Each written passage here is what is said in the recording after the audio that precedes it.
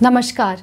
Welcome to this edition of News Bulletin. In the headlines today, SAIL Rourkela Steel Plant creates third record in single-day hot metal production in the month of October.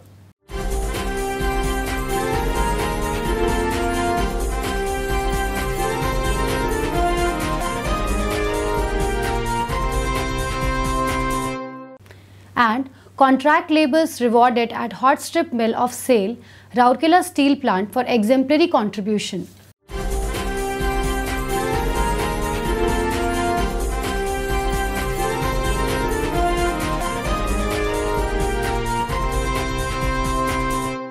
Now, the news in detail.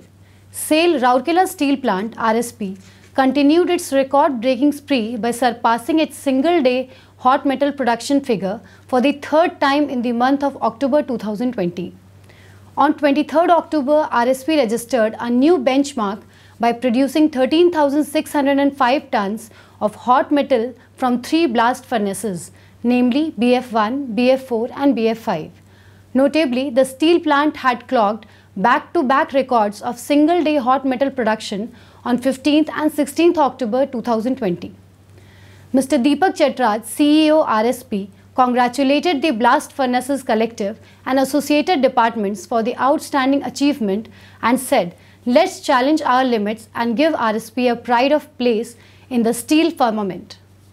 The feat was achieved due to the integrated team effort of all the associated departments like sinter plant, raw material handling plant, coke ovens, traffic and raw material, captive power plant, oxygen plant production, planning and control department and research and control laboratory, the quality supply of raw materials and the determined efforts of the Blast Furnaces Collective. A special reward program organized at hot strip mill of SAIL Rourkela Steel Plant recently.